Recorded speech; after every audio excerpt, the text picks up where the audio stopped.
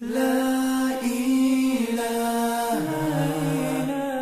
illallah Muhammadur Rasulullah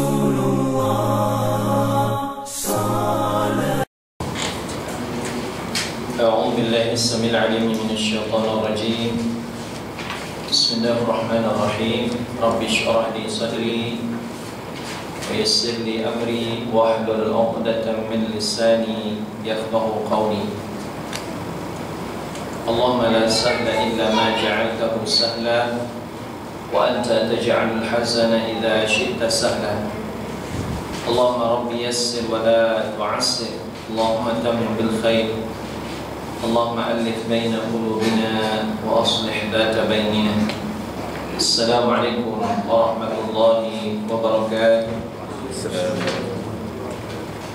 Alhamdulillah, wassalatu wassalamu ala Rasulillah Muhammad ibn Abdillah alladzi la nabiyya wa la rasula ba'da, wa ala alihi wa ashabihi wa qarabatihi wa azwajihi wa man da'a bi da'watihi wa istanna bi sunnatihi ila yaumil qiyamah. Amma ba'd.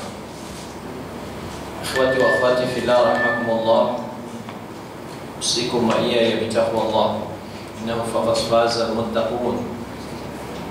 Saya berwasiat pada diri saya dan tuan-tuan sekalian, hadirin sekalian, ikhwah-ikhwat sekalian, sama-sama kita mempertingkatkan ketakwaan dari saat ke saat, waktu ke waktu, masa ke masa, hari ke hari, sehingga kita semakin menjadi orang yang bertakwa kepada Allah Subhanahu wa ta'ala. Dan marilah sama-sama kita syukuri nikmat Allah. Marilah sama-sama kita merafakkan setinggi-tinggi kesyukuran kepada Allah Subhanahu wa ta'ala.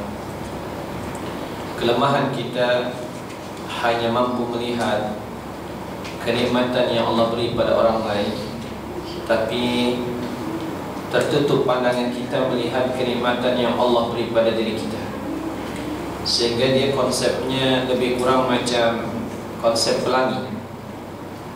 Tidak pernah ada orang melihat pelangi di atas kepalanya. Selalunya orang tengok pelangi di atas kepala orang lain. Ini yang menyebabkan hasad, dengki dan sebagainya. Jadi padahal di atas kepala kita pun ada pelangi. Keindahan kehidupan.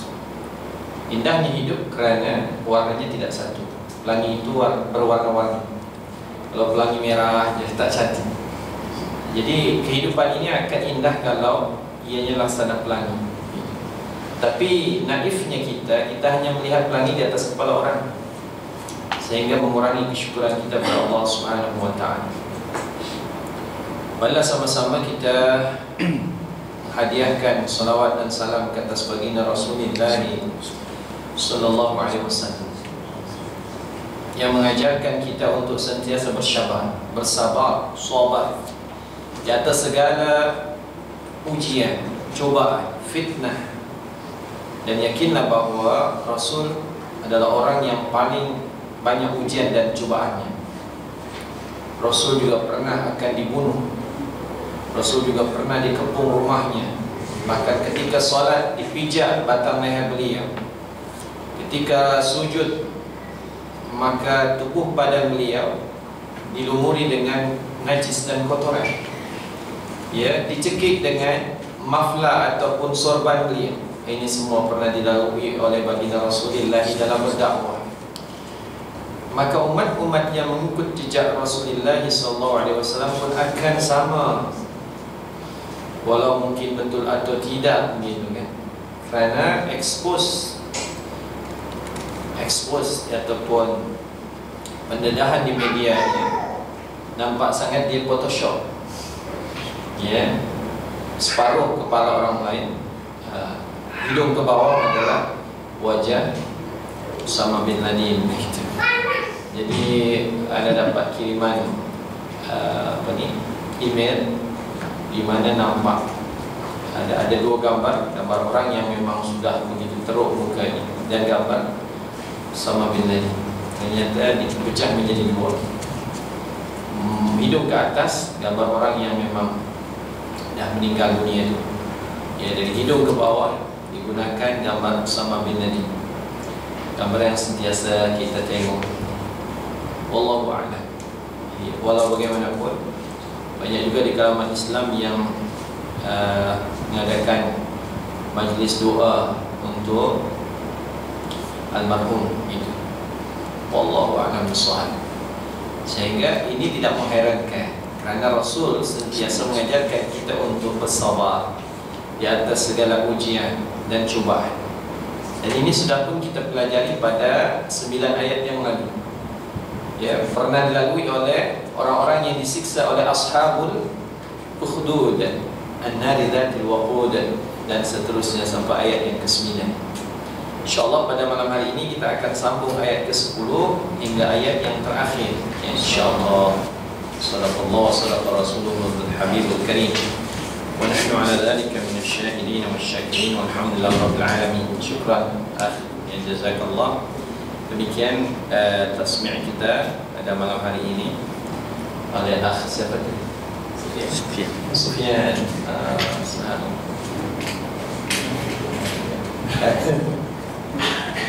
Baik, alhamdulillah.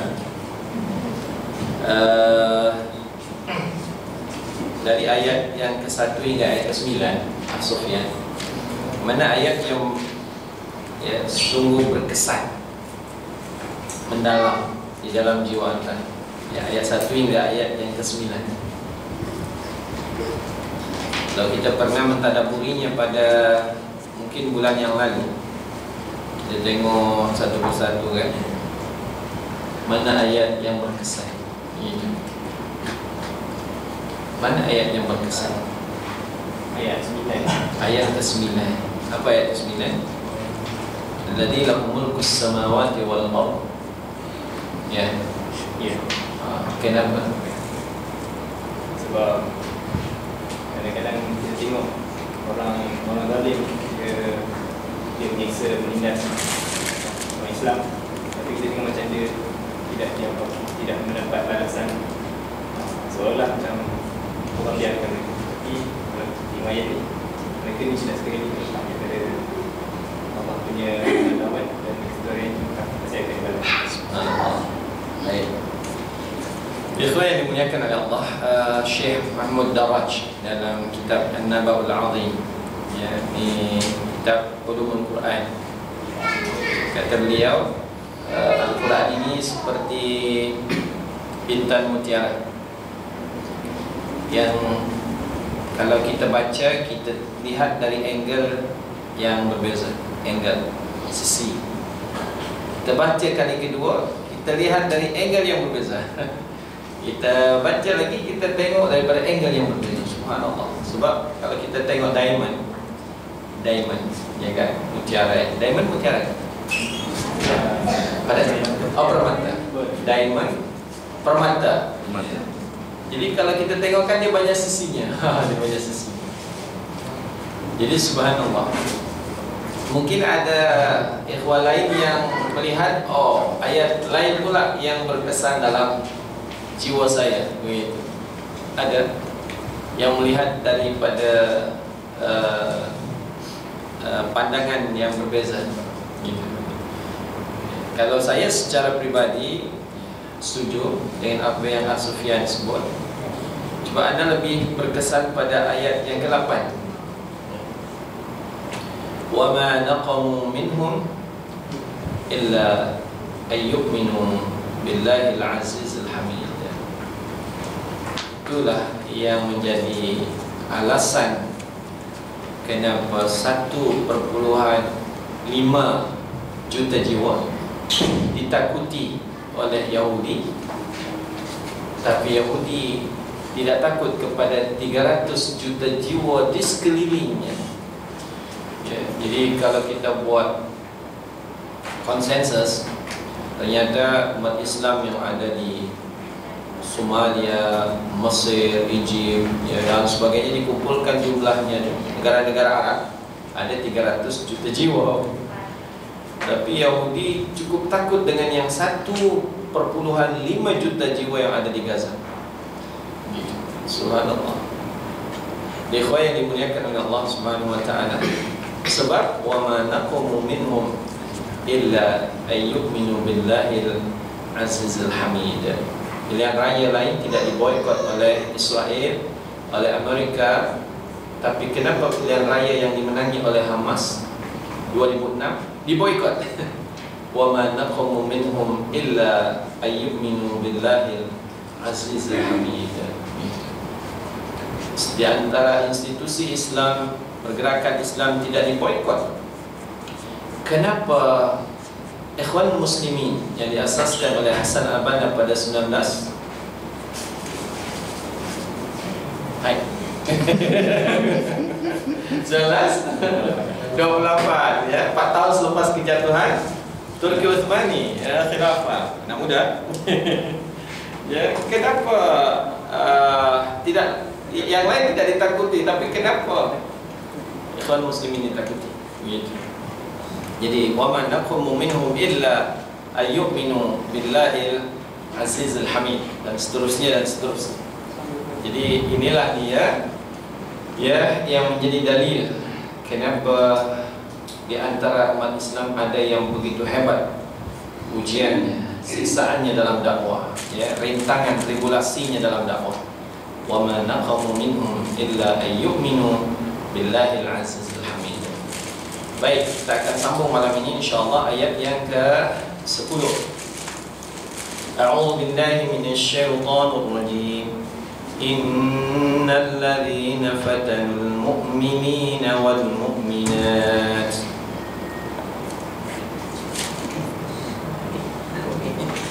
ya, sungguhnya orang-orangnya di sini tidak ditentukan. Ya, sama ada dia orang Islam sendiri atau orang bukan Islam. Ya, sama ada dia internal atau eksternal. Jadi dia fatanul mu'minina wal mu'minat, memfitnah atau melalui dia maka umat Islam menerima fitnah. Fitnah artinya ujian, cubaan, imtihan, ikhtibar, bala min Allah Subhanahu wa ta'ala. Jadi alladzina itu tidak ditentukan siapa, sama ada orang Islam atau orang di luar Islam. Terkadang kita nampak realitinya bahwa umat Islam lebih hebat memusuhi saudaranya berbanding orang di luar Islam. Terkadang begitu. Jadi siapapun tak kisah, kata Allah Subhanahu wa ta'ala, janji dia fatanul mu'minina wal mu'minat, yang memberikan fitnah atau memfitnah orang-orang yang beriman, sama ada dari kalangan lelaki ataupun perempuan. Maka ikhwan yang dimuliakan oleh Allah, Yahudi cuma 5 juta di dalam Palestin, padahal di sekelilingnya umat Islam dari negara Arab ada 300 juta. Begitu. Kalau 300 juta ni sepakat, tak payah pakai apa ini, tak payah pakai rudal, sama-sama ramai-ramai kita buang air kecil itu tenggelam dia. 300 juta tenggelam dia, gitu kan. 300 juta lawan 5 juta. Macam mana yang 5 juta boleh menang, gitu. Jadi ternyata yang menyebabkan, ya, kalau menurut Dr. Azam Tamimi baru-baru ini, ya, kesimpulan perbincangan bukan Israel. Terkadang negara-negara Arab yang ada di sekeliling Palestina yang menyokong, ya, lebih dahsyat tentara di perbatasan itu.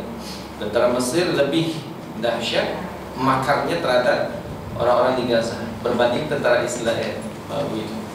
Jadi ikhwan yang dimuliakan oleh Allah Subhanahu wa ta'ala, siapa yang misalnya bunuh ustaz-ustaz pada tahun 1984 di Jakarta ataupun di Indonesia, ya, sehingga ustaz-ustaz ini banyak yang melarikan diri dan menyelamatkan diri ke Malaysia, ya, termasuk Ustaz Abu Bakar Bashir yang pernah lari ke Malaysia, ya, dan ini mihnahnya ataupun fitnahnya terjadi 1984, dan kita tahu siapa yang memerintah ketika itu 1984. Ya, bukan orang kafir di Indonesia. ataupun orang Islam tapi think tanknya orang kafir. Pada tahun-tahun itu Soeharto punya inner circle, orang-orang yang di sekelilingnya. LB Murdani, Teo Shafi'i, namanya cantik-cantik katakan. Teo Shafi'i. Saya baru buka tadi Voice of Islam. Voice of Islam boleh baca berkait dengan perkembangan di Indonesia. Dia Islamis. Ada media dakwah, atau ada dakwah tuna, ada era Muslim, ada Voice of Islam. Jadi salah satu pemberitaannya baru-baru ini meninggal, ya, seorang yang bernama Teo Shafi'i. Siapa dia? Ayahnya Muslim kuat, ibunya demikian, tapi dia murtad. Namanya Teo Shafi'i. Ya, kemudian dia menjadi orang Kristian. Bukan setakat itu, dia seorang yang punya kedudukan tinggi di level tentera di Indonesia dan sampai level general. Tapi sayang, sungguh sayang, dialah musuh kepada umat Islam. Dan ini akan membenarkan ayat ataupun sekali lagi bukti kuasa Allah Subhanahu wa taala. Thumma lam yatubu falahum adzabu jahannam wa lahum adzabul hariq. Belum masuk neraka jahanam lagi, di akhir umurnya selama setahun dia mengidap penyakit, menderita penyakit otak yang belum dijumpai sebelumnya. Ya, jadi Allah bagi azab di dunia itu baru, belum azabul jahannam dan belum azabul hariq. Jadi double. Allah sebut sungguhnya orang-orang yang memfitnah ataupun melaluinya perantaranya Allah bagi ujian kepada orang beriman, sama lelaki ataupun perempuan. Tsumma lam yatubu, kemudian dia tidak bertaubat. Sebelum mati dia belum tak sempat bertaubat atau dia tidak mau bertaubat. Falahum, maka bagi mereka azab jahannam, azab neraka jahannam. Walahum, dan bagi mereka diulang, ya, dari falahum kemudian diulang dengan wa lahum. Subhanallah. Padahal redaksi bahasa Arab yang simple boleh menggunakan falahum azabu jahannam wa azabul hariq. Jadi lahumnya tak payah diulang. Ketika ia diulang menunjukkan Allah serius, ya, Allah betul-betul akan mengadab mereka dengan dua azab. Azab jahannam satu, azabul hariq. Subhanallah. Jadi ikhwan yang dimuliakan oleh Allah, ternyata Teo Shafi'i yang pernah memusuhi umat Islam, menghina Quran, menghina Nabi dan seterusnya. Bayangkan. Ya Allah, a'udzubillah wa na'udzubillah.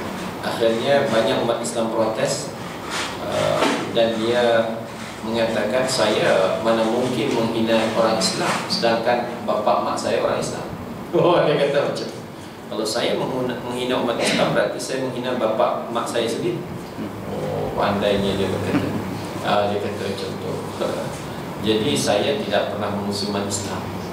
Sama ungkapannya dengan Geert Wilders, ahli parlimen Belanda, yang cukup benci dengan umat Islam. Apa dia kata? I don't hate you Muslim, but I hate your religion. Yes, saya tidak benci kamu wahai orang Islam, tapi yang saya benci agama yang kamu anut. Oh, jadi hampir serupa lah orang-orang yang semisal ini, perkataannya hampir serupa. Macam juga Teo Shafi'i. Ikhwan yang dimuliakan oleh Allah Subhanahu wa taala, dia kata Al-Quran tu, dia kata ni laknatullah alaih, Al-Quran yang dimiliki umat Islam nipis, cuma 30 juz. Tidak macam Bible kita yang tebal. Ya, dia kata dia, sehingga kerana nipis perlu hadis, dan hadis cuma cerita tentang Nabi dan sahabat-sahabatnya yang dihafal gitu oleh generasi setelahnya. Kata dia begitu. Ini penghinaan terhadap Al-Quran. Jadi ikhwah yang dimuliakan oleh Allah, siapapun orangnya yang menghina umat Islam, memfitnah umat Islam, dengannya umat Islam difitnah, diuji, dicuba oleh Allah, siap kata Allah, falahum adzabul jahannam wa lahum adzabul hariq. Di dunia lagi dan empat. Saya bercerita tentang sebuah negara di negeri dongeng. Oh begitu, ya kan? Dulu ada ya ketua polis yang belasah banduan di dalam penjara sampai lebam-lebam mukanya, ya kan, matanya biru. Kemudian apa terjadi dengan ketua polis negara itu? Dalam negeri dongeng inilah saya cerita. Kan? Kenapa macam tahu di negeri dongeng ini? Begitu. Jadi al-kisahnya gitu kan. Ya, bagaimana Allah beri, ya kan, balasan ini belum azabul jahannam, azabul harib. Ya Allah, na'udzubillah, tsumma na'udzubillah. Dan di negeri dongeng ini juga hakim-hakim yang berpakat satu-satu gila, ya mati, yang mati kita potong kaki, dan sebagainya. Ya. Ikhwan yang dimuliakan oleh Allah, siapapun yang memberikan ujian, fitnah, ya kan, memfitnah umat Islam, siap. Anda tidak pernah, jaranglah beli utusan melainkan hari ini. Ya, kerana ada berita yang Anda cukup bahagia. 13, ya kan, 13 apa? Golongan yang baru-baru ini bersatu di Mesir. Ya, sama ada Fatahnya, Hamasnya, Jihad Islaminya, dan seterusnya 13. Alhamdulillah, ya, di Mesir buat satu pakatan ataupun melupakan perbalahan di antara mereka dan siap, ya, bersatu. Apa kata Benyamin Netanyahu ni? Kata Benyamin, ini merupakan tamparan yang keras untuk perdamaian. Jadi saya pun beli, saya apa ini yang dahsyat. Jadi yang siapa yang damai, siapa yang tak nak damai, begini. Kemudianlah sama dengan kejadian, ya. Jadi diuar-uarkan demokrasi, diuar-uar kononnya dia adalah maha guru dalam demokrasi, tapi dia bom, ya, dibunuh orang tanpa terbukti bersalah. Ya, kata ahli perundang-undangan dari Australia dan sebagainya, ini nampak sekali siapa orang Indonesia kata bajingan. Siapa bajingan, siapa bukan bajingan, siapa preman, siapa bukan preman, siapa teroris, siapa bukan teroris, ya kan? Kalau orang yang civilized, pastinya bukan begitu cara. Ya, seberat apapun kesalahan seorang mesti dibuktikan dalam mahkamah, gitu. Bukan terus bom, terus bunuh dan sebagainya. Jadi ternyata ada pembelaan. Jadi ikhwan yang dimuliakan oleh Allah, sekali lagi, innal ladzina fatanul mu'minina wal mu'minat thumma lam yatubu falahum adzabul jahannam wa lahum adzabul hariq. Subhanallah, ya. Kemudian kita sambung dalam tafsir Ibn Kathir. Dalam tafsir Ibn Kathir disebut ay haraku, ya, kembali kepada cerita sebelumnya, 9 ayat sebelumnya, bahawa ashabul ukhdud, ya, sahabat-sahabat ukhdud, tanah yang digali yang panjang di kawasan mana yang antum pernah ziarah? Najran, ya, Najran. Maka mereka ini haraku, membakar. Siapa yang dibakar? Al-mu'minina wal mu'minat. Maka dikatakan oleh Ibn Abbas, Mujahid, Qatadah dan Dhahak dan Wabnu Abzi. Jadi yang dimaksud fatanu di sini ay haraku, membakar. Siapa yang membakar? Ashabul ukhdud. Siapa yang dibakar? Al-mu'minina wal mu'minat. Thumma lam yatubu. Mereka tidak sempat bertaubat dan menyesali apa yang sudah berlaku daripada amalan mereka. Falahum adzabu jahannam wa lahum adzabul hariq. Wa dzalika anna al-jazaa' min jinsil amal. Balasan nanti sesuai dengan perbuatan. Balasan bergantung perbuatan kita. Fa jazaa'u sayyi'atin sayyi'atun mithluha. Ya, balasan kejahatan maka kejahatan yang serupa. Al jazaa'ul ihsani illa al ihsan. Apakah balasan berbuat baik? Melainkan balasan baik juga, kata Allah di dalam surah Ar-Rahman, ya, hal jazaa'ul ihsan illa al ihsan. Baik. Kemudian qala Al-Hasan Al-Basri, seorang yang kita kenal, pelopor, ya, pengasas at-tasawuf di Baghdad. Unduru ila hadzal karam wal jud. Subhanallah. Ini orang-orang ahli tasawuf selalu melihat dari sisi baik. Walau ayatnya berbunyi demikian, tapi yang dilihat oleh Hasan Al-Basri bagaimana Allah memiliki al-karam, kemuliaan, wal jud, dan kemurahan hati. Kata beliau, qatalu awliya'ahu, mereka orang-orang yang zalim ini membunuh kekasih-kekasih Allah. Tetapi wa huwa yad'uhum ila taubati wal maghfirah. Tapi Allah tetap membuka pintu taubat dan keampunan bagi mereka-mereka yang zalim. Thumma lam yatub. Maknanya di situ ada satu ruang, walaupun tak nampak bagi orang yang tidak jeli, tidak nampak. Tapi bagi ahli tasawuf dia nampak. Macam Hasan Al-Basri dia nampak. Ya Allah, walau sehebat mana pun maksiat yang kita buat, sehebat manapun kezaliman yang pernah dibuat oleh seseorang, tapi Allah masih buka ruang taubat bagi. Thumma lam yatub. Thumma lam yatub. Maknanya Allah masih beri kesempatan sesiapa yang pernah menzalimi orang yang beriman, yang pernah jahat kepada orang Islam, sama ada dari kalangan orang Islam sendiri ataupun orang di luar Islam yang jahat terhadap orang Islam, maka ada satu kesempatan sebelum ajal datang. Kita sepatutnya belajar dari kisah nanti disebut Fir'aun wa Thamud, gitu ya. Apa ekoran atau akhiran orang-orang yang melakukan kejahatan dan kezaliman terhadap orang-orang yang beriman, sama lelaki dan perempuan. Baik, dari kehebatan Al-Quran selalu mengiringi antara kejahatan dan kebaikan. Jadi ayat selanjutnya menyebut innal ladzina amanu wa 'amilus shalihat, sungguhnya orang-orang yang beriman dan beramal saleh, menggabung antara keimanan yang menghujam di dalam hati dan kehebatan amalan. Sekali lagi ini memotivasi kita ikhwah untuk beriman lalu kemudian tidak setakat itu, atau beriman lalu kemudian banyak cakap. Ya, sebab tidak disebut di sini innal ladzina amanu wa aktsarul kalam. Sungguhnya orang yang beriman dan banyak cakap. Ya, tidak. Tapi innal ladzina amanu wa 'amilus shalihat. Sungguhnya orang-orang yang beriman dan banyak beramal saleh. Nahnu mu'minunal 'amilun. Nahnu al-mu'minunal 'amilun. Kami orang yang beriman yang banyak berbuat. Bukan nahnul mu'minunal mutakallimun. Ya, bukan kami orang yang beriman yang banyak bercakap. Tidak. Sungguhnya tidak pernah kita dengar ayat menyebut sungguhnya orang yang beriman dan banyak cakap. Tak ada.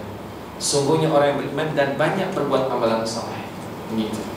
Jadi yang dituntut dari kita berbuat, ya, bukan hanya bercakap, berbuat.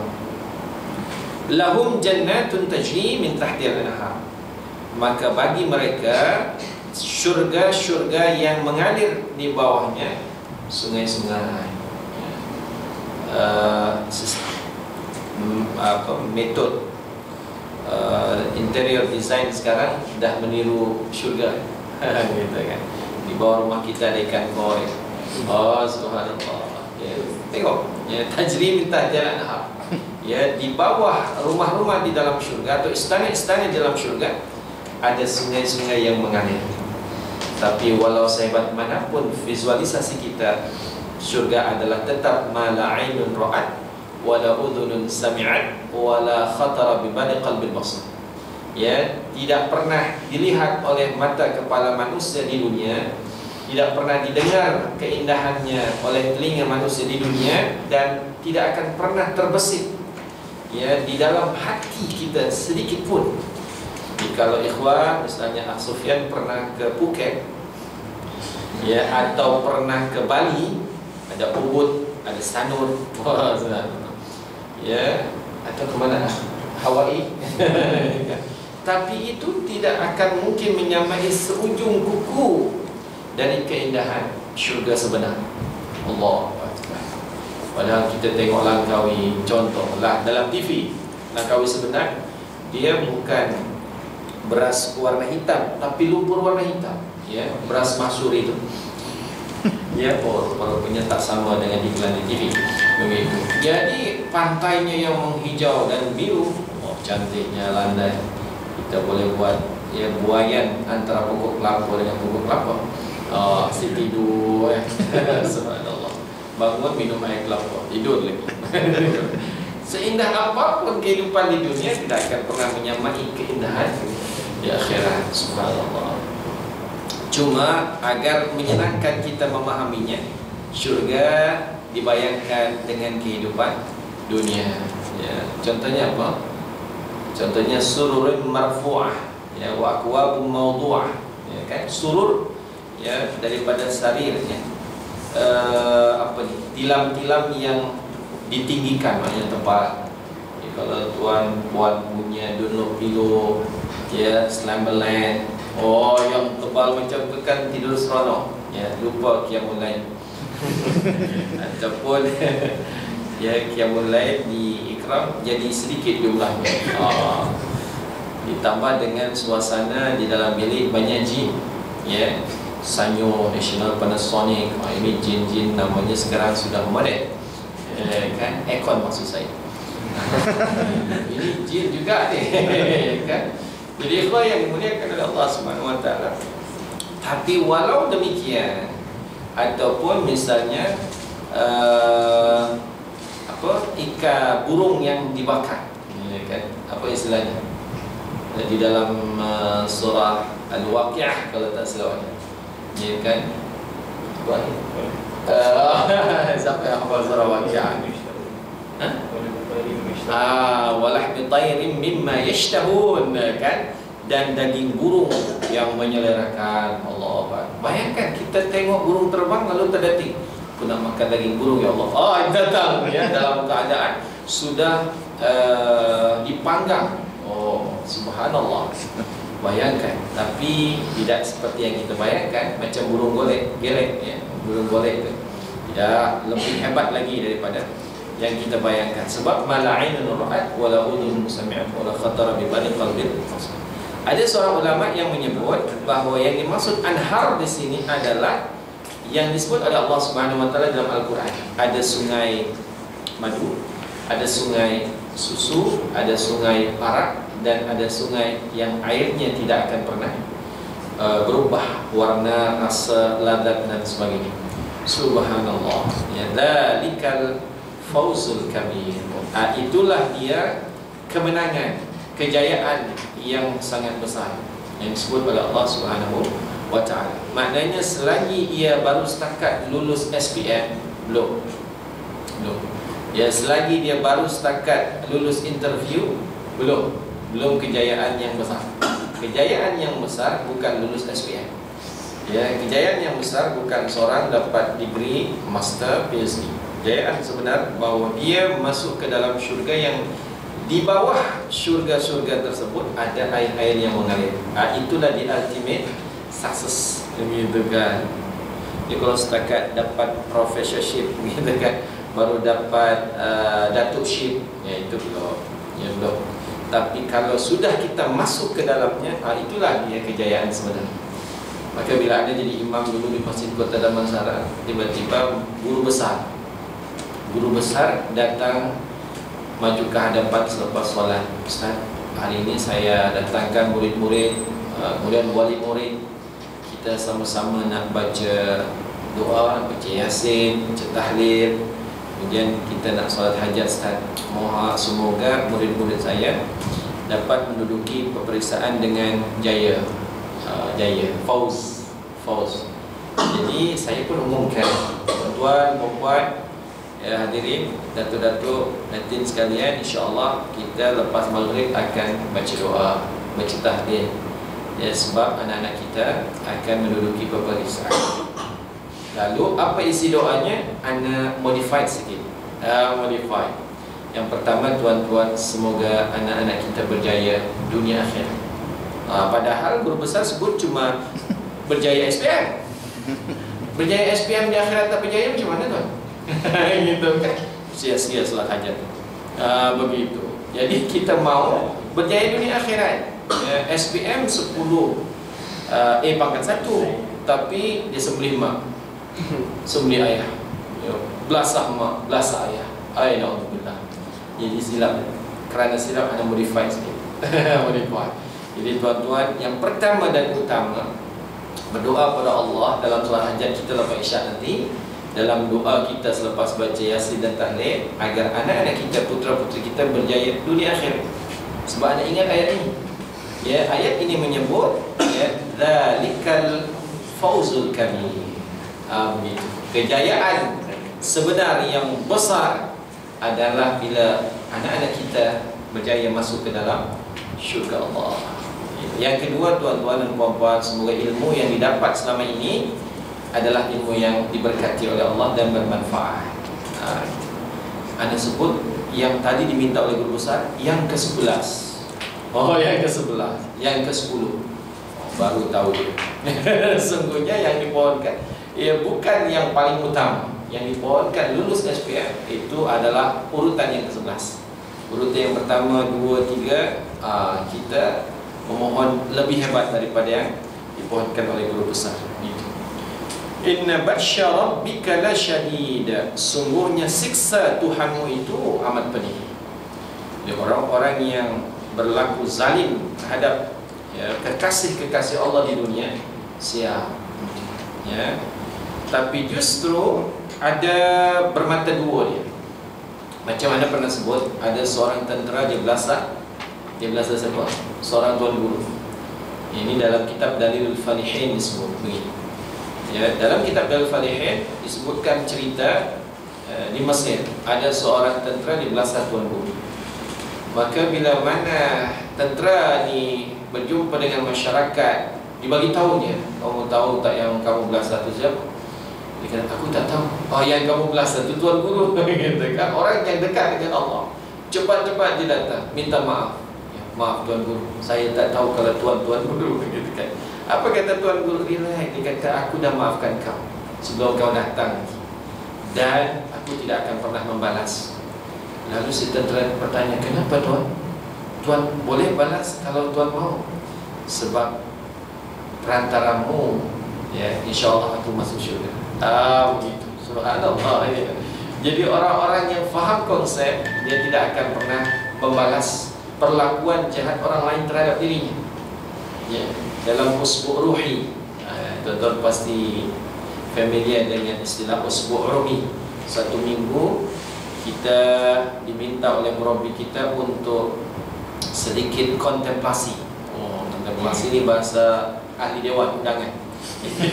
Kontemplasi artinya reses, artinya sedikit bermuhasabah dengan satu juzuk setiap harinya, dengan puasa pada ayyamul bidnya, dengan qiyamul lail setiap malamnya, salat subuh setiap paginya di masjid berjamaah gitu kan. Di antara poin yang ketujuh yang anda dapat SMS daripada murabbi, tolong maafkan semua orang sebelum tidur. Oh, subhanallah, ini hebat sekali usburui kali ini. Jadi mesti memaafkan kesalahan orang lain sebelum tidur.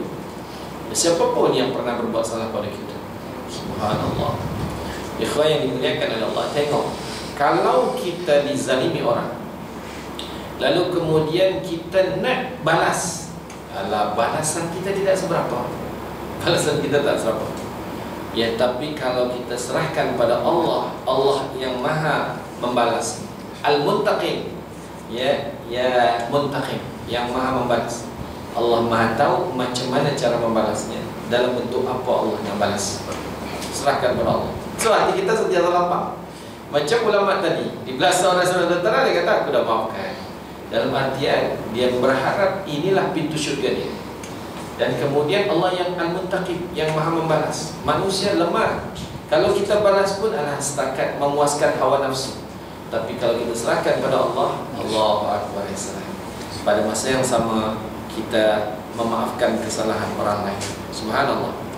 Ya, ini yang pernah Anda cerita pada antum, sedekah seseorang sahabat yang diterima oleh Allah Subhanahu wa taala, yaitu Uthman bin Talha, gitu kan.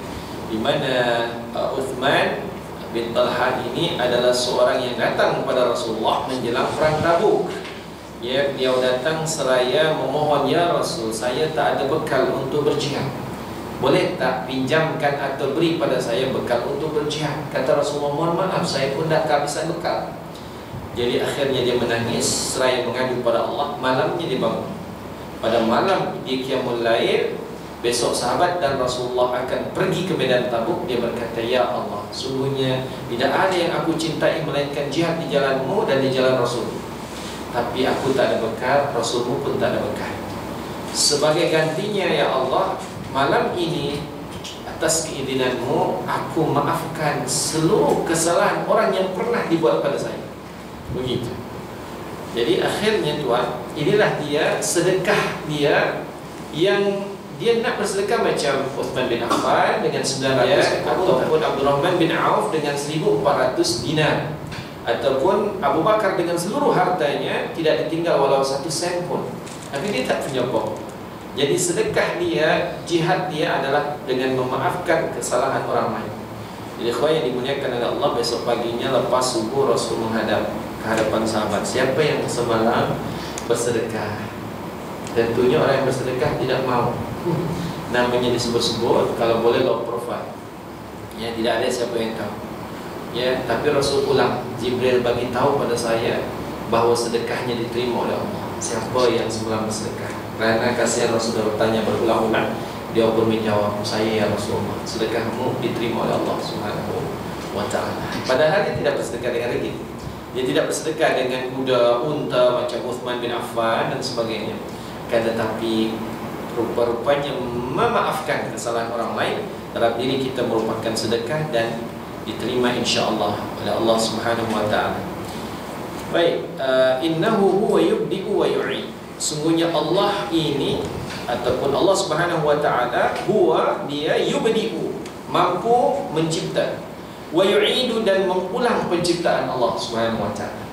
Ini orang siapapun yang sudah hancur lebur, hanya tinggal tulang saja, mampu akan diciptakan semula oleh Allah Subhanahu wa ta'ala. Wa huwal ghafurul wadud, dan dialah Allah yang Maha Pengampun dan Maha Mencintai. Al-Wadud sama dengan Al-Habib, ya. Al-Wadud sama dengan Al-Habib. Dzul Arsyil Majid, pemilik Arsy Al-Majidu. Ada qiraat lain yang menyebut Dzul Arsyil Majidi, bukan du tapi di. Kalau Dzul Arsyil Majidu, majidunya kembali kepada Allah Subhanahu wa ta'ala. Kalau Dzul Arsyil Majidi, majidnya kembali kepada arsy Allah. Arsy Allah, singgasana Allah. Kenapa yang disebut di sini Dzul Arsy? Kenapa tidak Dzul Ardi atau Dzul Syamsi yang memiliki matahari, yang memiliki Dzul Arsyil Majid yang memiliki arsy? Nyata kata ulama bahawa makhluk yang dicipta oleh Allah yang paling besar adalah arsy.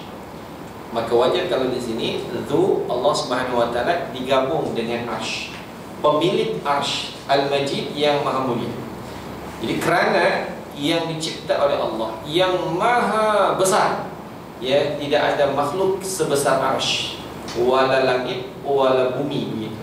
Jadi menunjukkan bahawa kalau Allah mampu mencipta arsy, apalagi yang mencipta. Ya, kita boleh bayangkan betapa agungnya Allah, betapa besarnya. Sedangkan ciptaannya saja yang bernama arsy, iaitu lebih luas daripada langit, dunia dan seisinya. Allahu Akbar. Ikhwan yang dimuliakan oleh Allah, fa'alul lima yurid. Allah maha berbuat atas apa yang dikehendaki oleh Allah Subhanahu wa ta'ala. Kalau Allah berbuat, tidak ada siapa yang nak soal, dan Allah tidak akan pernah disoal atas segala perbuatan Allah Subhanahu wa ta'ala. Di sini di ultimate, ya, di sini sesungguhnya kepemilikan Allah. Profesor Muhammad Quraisy Shihab dalam kitab tafsirnya semisal Al-Misbah, kata beliau dalam pembahasan Al-Fatihah, berbeza kepemilikan manusia, ya, dibanding kepemilikan Allah. Isteri kita milik kita, tapi kita tidak mampu menguasai perasaan, ya kan, isi hati dan sebagainya, termasuk roh, ya kan. Kalau Allah dah nak ambil, walau isteri milik kita, tetap mampu.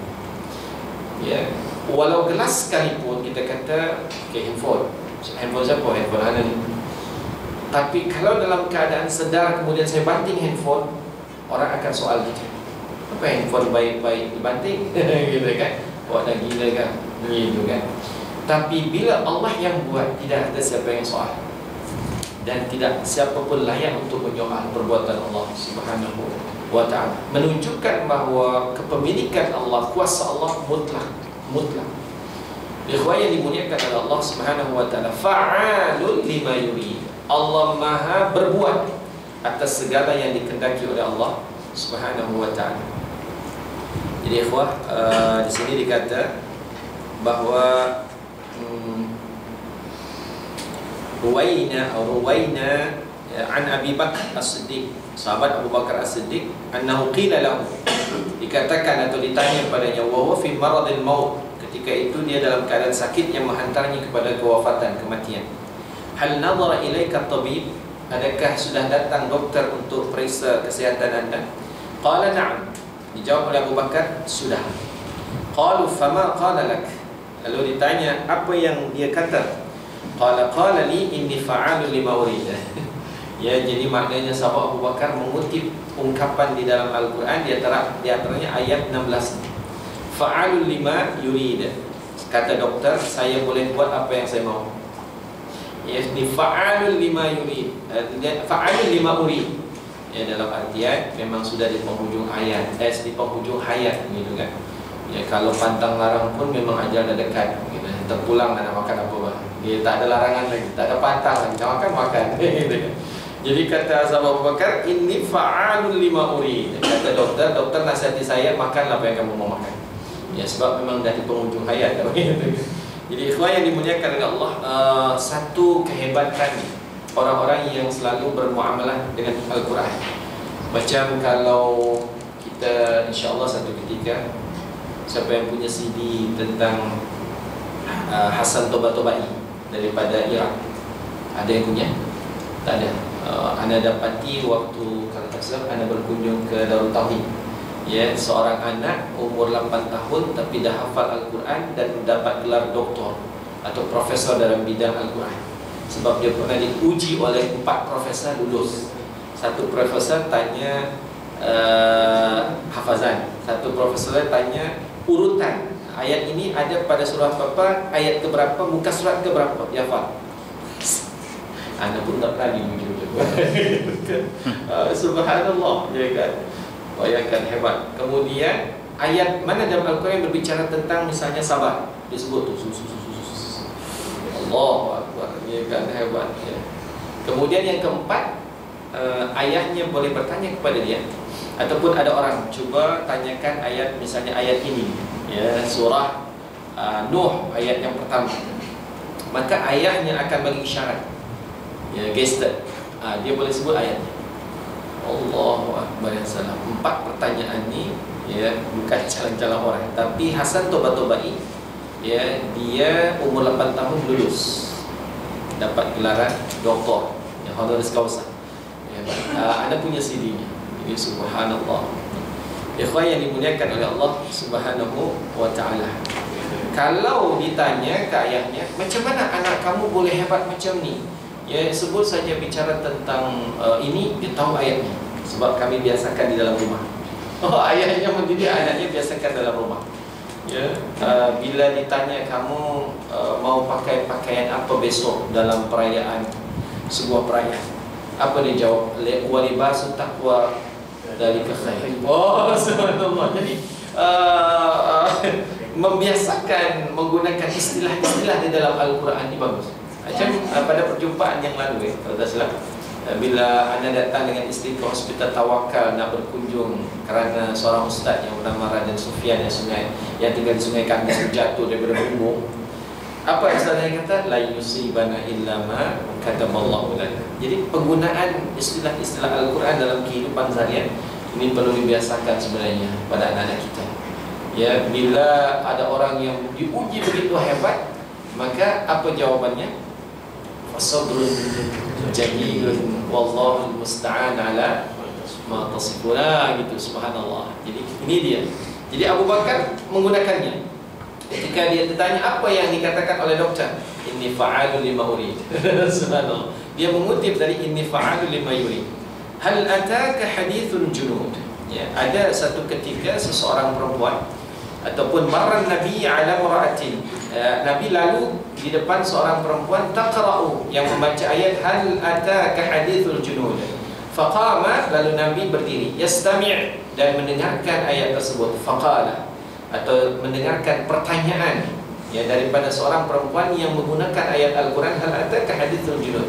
Faqala na'am qad ja'ani, kata Rasulullah, ya sudah datang kabar tentang mereka kepada diriku. Inilah yang juga difahami oleh baginda Rasul sallallahu alaihi wasallam. Jadi ayat-ayat ini tuan-tuan, di samping ia merupakan perkabaran tentang masa dahulu, yang apa yang dialami oleh kaum-kaum terdahulu, yaitu Ashabul Ukhdud, tapi pada masa yang sama dia merupakan tasliyah. Tasliyah apa? Ataupun di sini istifham litashwiq. Menurut Ali As-Sabuni dalam kitab tafsirnya Sawfatut Tafsir, anda membaca adatul istifham litashwiq, ya, satu pertanyaan untuk menyebabkan Nabi itu rindu, ya, ataupun Nabi itu ingin tahu. Jadi ikhwah yang dimuliakan oleh Allah, kebanyakan berita di dalam Al-Quran adalah tasliyah lin Nabi. Tasliyah kalau dalam bahasa kitanya adalah entertainment, ya, menghibur Rasulullah SAW. Sebab apa yang dialami Rasulullah sama juga dialami oleh orang-orang yang dianiaya oleh Ashabul Ukhdud. Ya, maka dengan membaca berita ini Rasulullah terhibur. Subhanallah. Ya, Rasulullah merasa dihibur oleh Allah Subhanahu wa ta'ala. Maka dijawab oleh Rasulullah, na'am qad ja'ani. Wa qawlu ta'ala balil ladzina kafaru fi takdzib. Bahkan orang-orang yang kafir itu sentiasa mendustakan. Wallahu min waraihim muhit, ay huwa qadirun alaihim qahirun la yafutunahu wa la yu'jizunahu. Artinya mereka, sebagaimana yang tadi dibahas oleh misalnya As-Sufyan, mereka tidak boleh lari kerana Allah sudah mengepung, muhit, ya, Allah sudah kepung mereka. Min waraihim, depan, belakang, di sini sebut belakang. Ya, biasanya orang lari ke belakang, tapi mau lari ke belakang pun Allah dah kepung. Kemanapun dia tak boleh lari. Orang yang mendustakan Allah, Allah yang kafir lalu mendustakan Islam, dia tak boleh lari kerana Allah sudah muhitun, yang kepung mereka, min waraihim, dari belakang mereka. Ya, bal huwa Qur'anun Majid. Tapi bahkan, bal di sini bahkan, yang didustakan oleh mereka adalah Al-Quran. Bal huwa Qur'anun Majid, Quran yang mulia, bacaan yang mulia, begitu. Fi lauhim mahfuz, di satu lauh, ya, yang dijaga oleh Allah Subhanahu wa ta'ala. Dijaga dari apa? Mahfuzun minaz ziyadah. Tidak ada mungkin orang yang menokok, menambah, naqs, memindah, mengurangi, tahrif, menukar, tabdil, dan menyelewengkan. Berarti ini satu garanti dan waranti yang Allah berikan kepada Al-Quran, bahwa inna nahnu nazzalna dzikra wa inna lahu lahafizun. Al-Quran terbebas dari pindaan, tokok tambah, dan juga penyelewengan tangan-tangan jahat manusia. Wallahu a'lam bissawab. Jadi ikhwah yang dimuliakan oleh Allah Subhanahu wa ta'ala, di antara ayat yang meresap ke dalam hati anak, semuanya tentu, tapi di antaranya adalah innal ladzina fatanul mu'minina wal mu'minat, ya, thumma lam yatubu falahum adabu jahannam wa lahum adabul hariq. Jadi yang sampai kita menjadi umat Islam yang berkhianat kepada saudara-saudara kita, kerana walau bagaimanapun hebatnya konspirasi kita, niscaya Allah siapkan adabu jahannam dan adabul hariq. Na'udzubillah thumma na'udzubillah. Dan disebut di sini di antaranya Ashabul Junud, ya, adalah, atau hadithul junud adalah Fir'aun wa Thamud. Ya, bagaimana hebatnya Fir'aun, ya, bahkan mungkin bala tenteranya lebih hebat berbanding tentera-tentera orang yang memusuhi Islam sekarang. Tapi akhiran riwayat hidup mereka begitu hinanya tenggelam di laut merah. Ya. Sungguhnya ini perumpamaan dan satu teguran selamanya bagi orang yang membenci, menganiaya, menzalimi orang-orang yang beriman pada Allah, sama ada kalangan lelaki ataupun perempuan. Keakhiran hidup mereka tidak jauh pastinya akan serupa macam akhir hidupnya Fir'aun dan Thamud. Ya, wallahu a'lam bissawab. Sikum ya Allah. Assalamualaikum warahmatullahi wabarakatuh. Alhamdulillah dapat mendengar pasan sambungan ayat 10 hingga 22 ini sebagaimana daripada surah Al-Buruj. Dan sebenarnya surah ini relevan kalau kita tengok keadaan yang berlaku sekarang. Macam apa yang Ustaz sebut tadi tentang ayat yang ke-8 tadi. Innal ladzina fatanul mu'minina wal mu'minat, sesungguhnya orang-orang yang memfitnah orang-orang mukmin, lelaki dan wanita, thumma lam yatub, kemudian mereka tidak bertaubat, thumma lam yatub falahum adzab jahannam, dan bagi mereka azab jahannam, walahum adzabul hariq, dan azab ada lagi satu azab, iaitu azab yang pedih, Neraka yang membakar. neraka yang membakar. Jadi mana ada dua azab, jadi besar. Maknanya apa nama, mereka-mereka yang memfitnah orang yang beriman. Tak kira sebab tadi disebut apa nama, tidak disebut orang-orang tu, tidak dikhususkan sama ada orang Islam ataupun orang yang bukan Islam. Kalau yang bukan Islam tu tengah-tengah kita nampak kan apa yang berlaku. Tapi kalau kita tengok, maknanya orang Islam sendiri, maknanya Islam yang munafik lah. Sebab kalau Islam mukmin dia tak akan buat kerja ni, dia tidak akan memfitnahkan orang. Jadi kalau orang memfitnahkan orang lain ni, maknanya mereka tu tidaklah Muslim yang sebenar. Bahkan mungkin mereka ni munafikin yang tidak beriman, yang hanya beriman di luar sahaja, tapi hakikat hati dan jiwa mereka tidak benar-benar yakin kepada segala apa yang datang daripada Allah SWT, kepada Al-Quran. Jadi kita tengok relevan lah, walaupun tadi Ustaz sebut daripada apa, negeri apa tadi? Negeri Antah Beratah. Negeri dongeng. Negeri dongeng. Negeri dongeng. Jadi maksudnya benda tu jelas kalau kita lihat. Dan sebenarnya kadang-kadang benda tu kita pun rasa sesak dada. Sesak dada. Jadi kejutan demi kejutan yang akan dikeluarkan sampai jadi suspek. Ini kerja orang yang buat fitnah. Tapi ingat, ini kena ingat dua azab tadi. Falahum adzabu jahannam walahum adzabul hariq. Ini yang kita takut. Sebab Allah SWT bila mengazab memang dahsyat. Ini ayat yang dahsyat.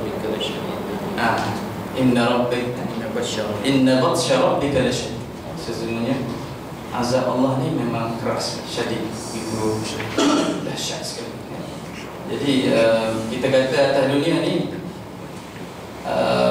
tak tahulah, kita tak pernah tengok orang yang dibakar. Mungkin ada yang non-Muslim, ada yang dibakar kan, cremation semua kan.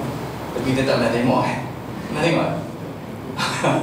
Mayat yang dibakar, itu mayat yang dah mati.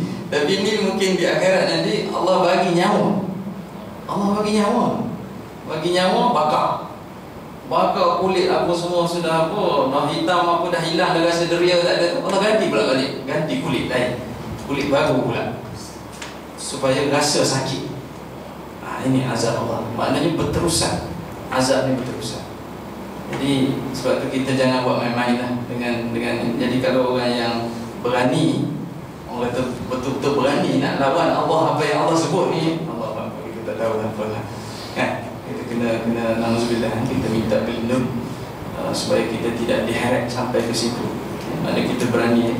Sebab tu disebut ashabul junud tadi tu kan, maknanya tentera-tentera yang besar macam Firaun. Kita nak banding dengan Firaun jauh lah, jauh. Kalau tentera Malaysia ni nak banding dengan tentera Firaun,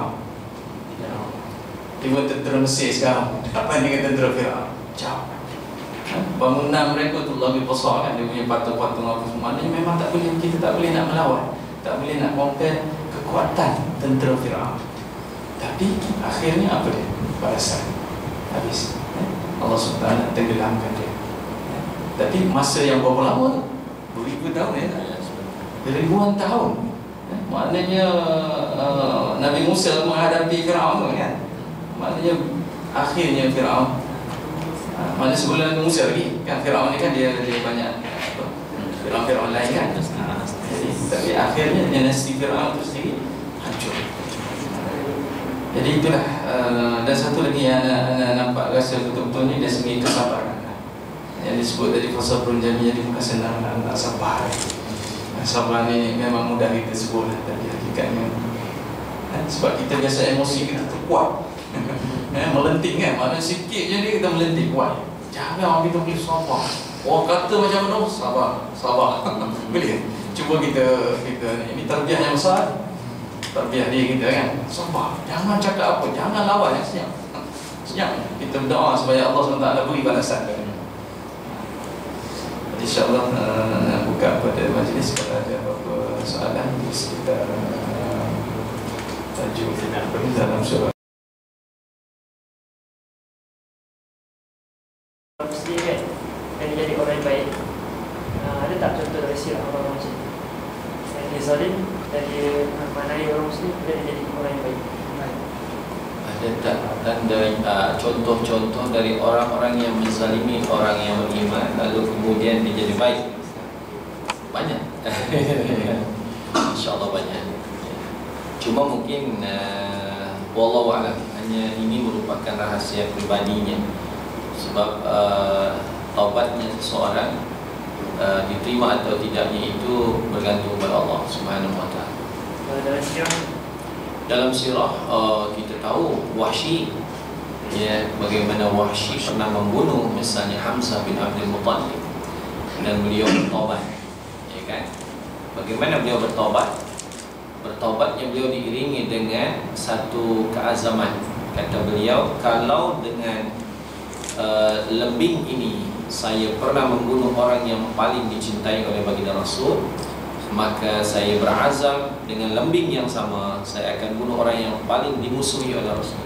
Dan betul, ya, taubat dan keazamannya dikabulkan oleh Allah. Maka dengan lembing yang sama dia bunuh Musailamah al-Kadzdzab, ya, begitu, nabi palsu selepas kewafatan Rasulullah di zaman khilafah Abu Bakar As-Siddiq.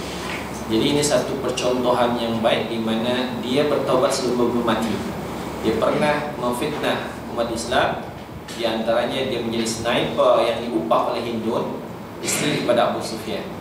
Jadi dia pernah diupah dengan satu janji akan dimerdekakan. Dan betul, kewafatan Hamzah, ya, iaitu menerusi lemparan lembing Wahsy, ya, dan beliau masuk Islam pada Fatu Makkah.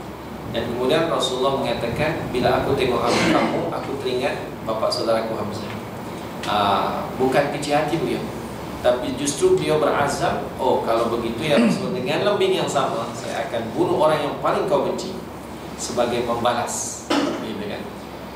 Jadi kalau mau tobat seseorang itu diterima semisal begitu. Kalau dulu dengan kekuasaan saya pernah memberi ruang yang kecil kepada umat Islam bergerak. Bila saya punya kekuasaan, saya pun selepas bertobat saya akan bagi ruang yang selebar-lebarnya untuk umat Islam bergerak, ya, maknanya dengan kekuasaan yang sama. Kalau dulu saya menyakiti orang Islam, maka standar taubat saya akan bagi keleluasaan pada umat Islam untuk bergerak.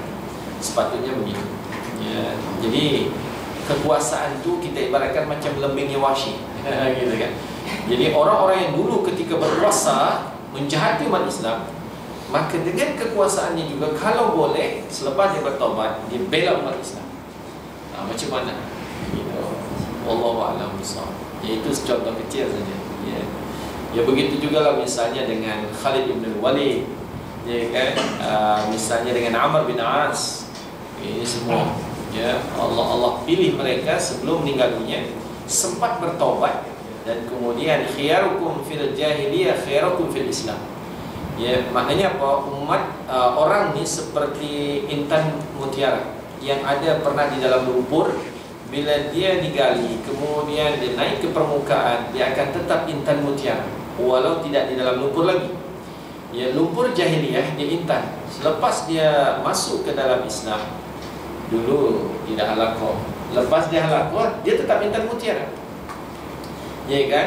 Umar, sebelum Islam kita tahu Umar boleh koyakkan mulut musuhnya gitu kan, buka, koyak tu. Ya, tapi setelah itu Umar menjadi orang yang begitu hebat di dalam Islam. Hebat sebelumnya di zaman jahiliyah dan hebat selepas dia berislam. Ini. Jadi kata Rasulullah, khiyarukum fil jahiliyah, khiyarukum fil Islam. Orang yang khiyar, baik di masa jahiliyahnya, dia akan tetap menjadi orang baik di masa selepas Islam. Ya, banyak ya kita tengok misalnya Ustaz Abdullah Fitri, ya kan? Kemudian Christopher, ya Ustaz Christopher ada kan? Kita tengok lagi Ustaz, banyak yang dulu waktu jadi pendeta bukan main, berapa banyak orang Islam yang murtad, tapi dia kata sekarang saya nak bertobat, maka sebanyak mungkin saya akan keluarkan orang-orang yang di luar Islam masuk ke dalam Islam, sebagai saya mengganti kesilapan saya dulu pernah mengeluarkan orang dari Islam keluar Islam. Gitu. Ini taubat macam taubat Wahsy. Wallahu a'lam. Baik. Soalan ini tentang ayat 10. Ayat 10. Innalladzina fatanul mu'minina. Saya nak highlight kepada perkataan fitnah. Fitan ataupun asalnya al-fitan kan? Yes, al-fitan jamak daripada fitnah. Kalau diistilahkan kepada Melayu, bermaksud fitnah. Kalau orang Melayu ni biasa dengan fitnah, iaitu tuduhan yang jahat dan sebagainya.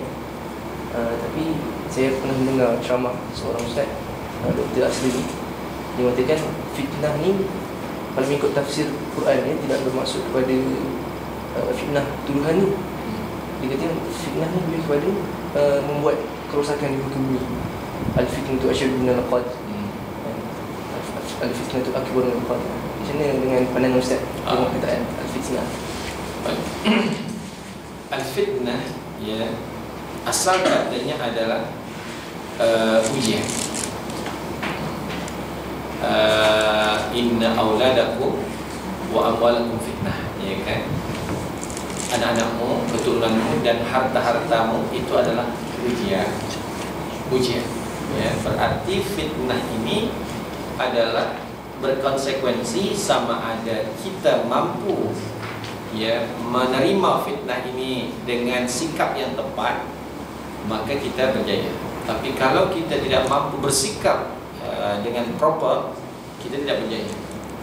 Ya, anak kita syukuri dia, kita tarbiyah dia menjadi penerus perjuangan Islam atau pejuang Islam. Berarti kita menyikapi anak dengan yang ia adalah nikmat daripada Allah dengan kesyukuran. Ya, tanda kita bersyukur, kita tarbiyah anak itu, akhirnya dia menjadi mujahid. Ya, kembalinya kebaikannya pada kita.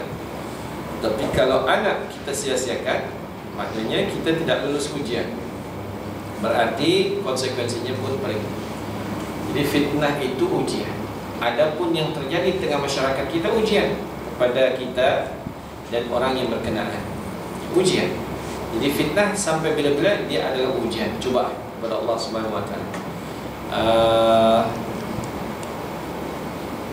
Contohnya lagi, sebuah ayat dalam surah As-Saff mungkin. Ya, As-Saff ayat kedua. Ahasiban nas, adakah manusia itu mengira? Sambung. Ayyaqulu amanna wa hum la yuftanun. Fa-ta-nun. Yuftanun, fitnah. Jadi adakah manusia itu mengira? Ahasiban nas, ayutraku, dia akan dibiarkan begitu saja oleh Allah, didiamkan. Ayyaqulu amanna, selepas mereka mengucap asyhadu an la ilaha illallah wa asyhadu anna muhammadar rasulullah. Tidak, kata Allah, tidak.